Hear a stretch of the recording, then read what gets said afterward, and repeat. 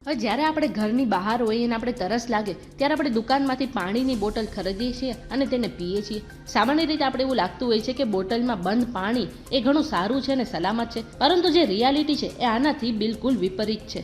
બજારમાંથી ખરીદેલું mineral water 100% શુદ્ધ છે એવું વિચારનાર લોકોએ ચેતી જવું જોઈએ, કારણ કે FSSAI એટલે કે food safety and standard authority of ઇન્ડિયાએ ચોંકાવનારો રિપોર્ટ જાહેર કર્યો છે, જેમાં કહેવામાં આવ્યું છે કે મિનરલ વોટર હાનિકારક છે.